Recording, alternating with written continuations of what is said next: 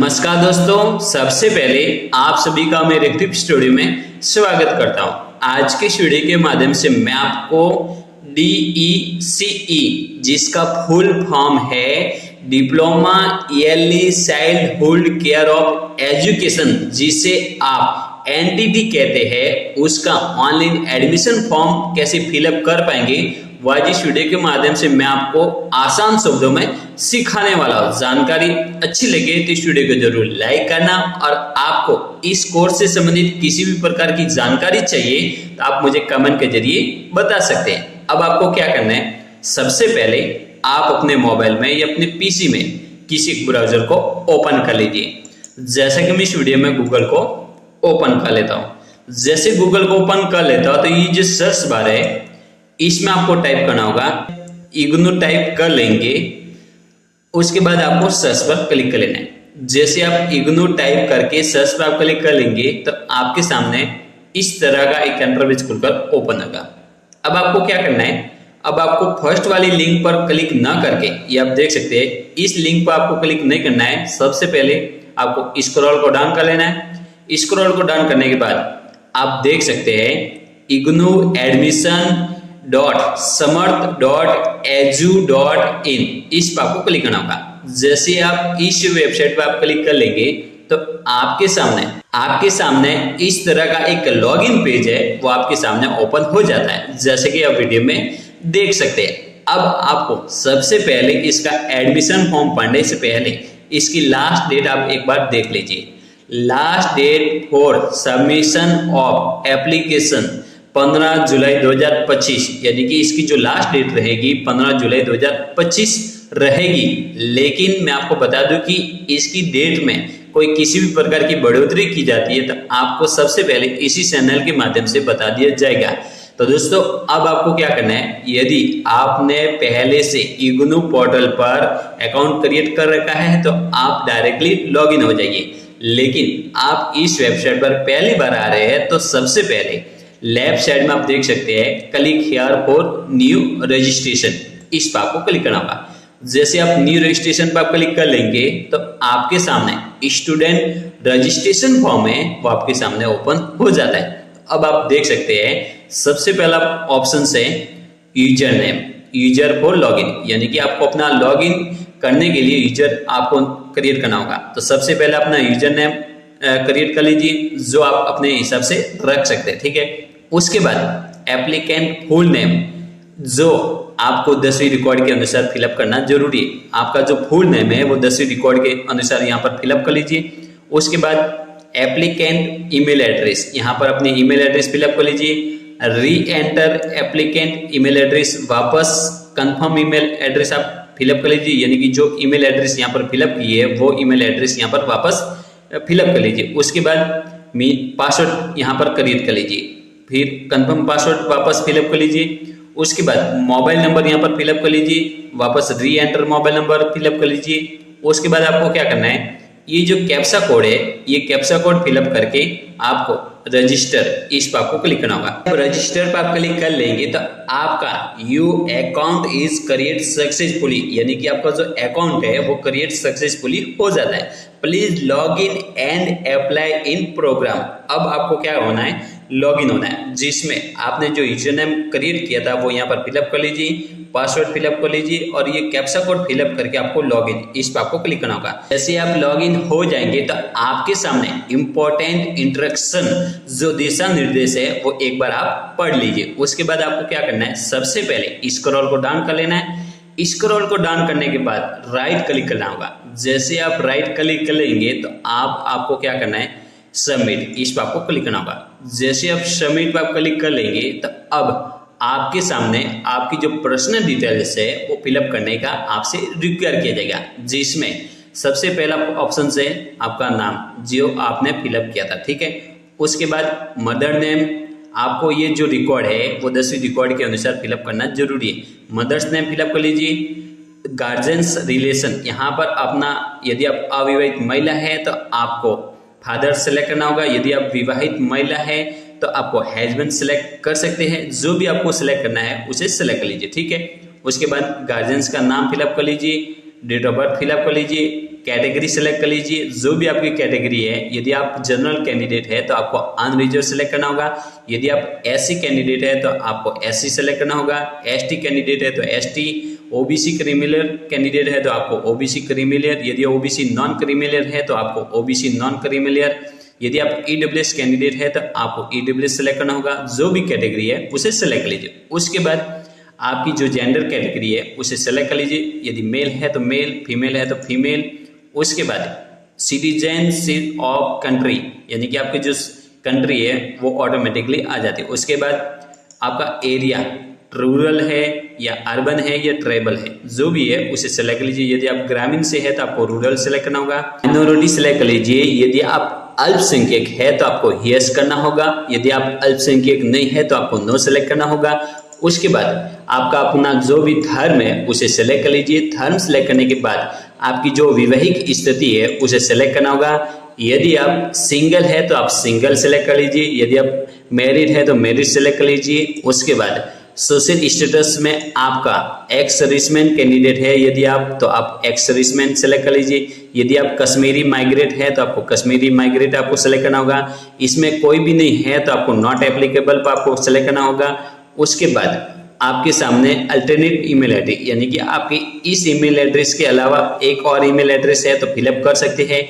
इस mobile number के अलावा एक और मोबाइल नंबर है तो आप फिलअप कर सकते हैं। उसके बाद जो नेक्स्ट डिटेल्स है वो पर्सन विद डिसेबिलिटी, विकलांगता जो श्रेणी है, यदि है तो आपको यस करना है। यस करने के बाद आपके पर्सन विद डिसेबिलिटी जो कैटेगरी है वो किस प्रकार की है, लोकोमोटर से संबंधित है, स्पीच से संबंधित है या विजुअल से संबंधित है या रीडिंग डिसेबिलिटी से संबंधित है, जो भी है उसे सेलेक्ट लीजिए। यदि आप विकलांग कैंडिडेट नहीं है तो आपको नो कर लेना है। उसके बाद एम्प्लॉयमेंट स्टेटस, यदि आप एम्प्लॉयमेंट है तो आपको एम्प्लॉयमेंट सेलेक्ट करना होगा। यदि आप बेरोजगार है तो आपको अनएम्प्लॉयमेंट सेलेक्ट करना होगा। जो भी है उसे सेलेक्ट कर लीजिए। उसके बाद आपको क्या करना है, स्कॉलरशिप डिटेल्स, यदि आपके स्कॉलरशिप डिटेल्स से संबंधित जानकारी है तो आपको फिलअप करनी है, नहीं तो कोई जरूरी नहीं है। उसके बाद ये डिटेल्स फिलअप करने के बाद आपको सबमिट इस पर आपको क्लिक करना होगा। जैसे आप नेक्स्ट पे आप क्लिक कर लेंगे तो आपके सामने पर्सनल डिटेल्स का जो प्रीव्यू है वो आपके सामने ओपन हो जाता है। यदि आपकी पर्सनल डिटेल्स में प्रीव्यू में किसी भी प्रकार की गलती दिखाई देती है तो आप उसमें जो संशोधन है, पर्सनल डिटेल्स में जो संशोधन है वो आप एडिट पर क्लिक करके कर सकते हैं। अब मान लीजिए कि आपके पर्सनल डिटेल्स में किसी भी प्रकार की गलती नहीं है, अब आपको क्या करना है, सबसे पहले नेक्स्ट इस पर आपको क्लिक करना होगा। जैसे आप नेक्स्ट पर आप क्लिक कर लेंगे तो आपके सामने देख सकते हैं DEB ID is a inquired ID that is to be mandatorily created by the learner who wishes to get admission in open and distance learning and online program, यानी कि आपको ओपन, डिस्टेंस और ऑनलाइन प्रोग्राम का admission लेने के लिए आपके पास डेब ID होनी जरूरी है। तो डेब आईडी क्रिएट करने से पहले आपकी एबीसी आईडी क्रिएट करना जरूरी है। तो दोस्तों एबीसी आईडी क्रिएट कैसे कर सकते हैं उसका वीडियो मैंने पहले से ही बना करके इसी चैनल के ऊपर अपलोड किया हुआ है, जिसकी सहायता से आप एबीसी आईडी क्रिएट कर सकते हैं। इसकी जो लिंक है वो मैंने पहले से ही इसी वीडियो के डिस्क्रिप्शन बॉक्स में दे दी गई है। अब आपने एबीसी आईडी तो क्रिएट कर ली है, अब आपको क्या करना है, अब आपको सबसे पहले डिस्टेंस एजुकेशन डेब यूनिक आईडी, तो डेब आईडी क्रिएट करने के लिए आपको क्या करना है, सबसे पहले आपको डिस्टेंस एजुकेशन ब्यूरो इस पर आपको क्लिक करना होगा। जैसे आप डिस्टेंस एजुकेशन ब्यूरो पर आप क्लिक कर लेंगे तो अब आपके सामने डेब आईडी क्रिएट करने का जो पेज है वो आपके सामने ओपन हो जाता है। अब आपको क्या करना है, एंटर एबीसी आईडी, यहाँ पर अपनी एबीसी आईडी फिलअप कर लीजिए। एबीसी आईडी फिलअप करने के बाद आपको एंटर इस पर आपको क्लिक करना होगा। जैसे ही आप एबीसी आईडी फिलअप करके एंटर पर आप क्लिक कर लेंगे तो आपके सामने डेब आईडी क्रिएट करने का जो नेक्स्ट स्टेप है, जिसमें ईमेल एड्रेस फिलअप कर लीजिए, मोबाइल नंबर फिलअप कर लीजिए और राइट क्लिक करके आपको सबमिट इस पर आपको क्लिक करना होगा। जैसे आप सबमिट पर आप क्लिक कर लेंगे तो आपकी जो डेब आईडी है वो क्रिएट हो जाती है, जिसे आप या तो स्क्रीनशॉट कर लीजिए या आप नोटबुक में नोट कर लीजिए। अब आपको क्या करना है, वापस आपको ओके पर क्लिक करके आपको एडमिशन फॉर्म पर वापस आ जाना है। जैसे ही वापस इसी पेज पर आ जाएंगे तो अब आपको क्या करना है, वापस आपको डेब यूनिक आईडी, यहाँ पर अपनी डेब आईडी फिलअप कर लीजिए, डेट ऑफ बर्थ फिलअप कर लीजिए और फेस्ट डेब डिटेल्स, इस पर आपको क्लिक करना होगा। जैसे आप फेस्ट डेब डिटेल्स पे आप क्लिक कर लेंगे तो आपके सामने देख सकते हैं डिस्टेंस एजुकेशन ब्यूरो आईडी का जो पेज है वो आपके सामने ओपन हो जाता है। अब आपको क्या करना है, अब आपको नेक्स्ट, इस पर आपको क्लिक करना होगा। जैसे आप नेक्स्ट पर आप क्लिक कर लेंगे तो अब आपके सामने जो थर्ड ऑप्शन है प्रोग्राम का है, जिसमें प्रोग्राम डिटेल्स, सबसे पहले आपको प्रोग्राम टाइप, यहाँ पर अपना जो प्रोग्राम टाइप है जिसमें आप देख सकते हैं bachelor, certificate, diploma, master, post graduation diploma. अब आपको अपना एमटीटी का कोर्स करना है, इसलिए आपको डिप्लोमा सेलेक्ट करना होगा। जैसे आप डिप्लोमा सेलेक्ट कर लेंगे तो उसके बाद आपको मोड ऑफ स्टडी, सबसे पहले अपना मोड ऑफ स्टडी में आपको OLD सेलेक्ट करना होगा। जैसे आप OLD सेलेक्ट कर लेंगे तो उसके बाद सेलेक्ट प्रोग्राम ऑफ एनरोलमेंट, यानी कि अब आपको जिस प्रोग्राम के लिए एनरोल होना है उसे सेलेक्ट करना है, लेकिन आपको एनटीटी करना है, इसलिए आपको क्या करना है, सबसे पहले DECE, आपको DECE आप देख सकते हैं DECE diploma in yearly childhood care and education, यानी कि आपको साधारण भाषा में आप कहते हैं एनटीटी, जिसे आप जो प्रोग्राम है वो DECE के रूप में आप जानते हैं, ठीक है। तो सबसे पहले DECE diploma in yearly childhood care and education को आप सेलेक्ट लीजिए।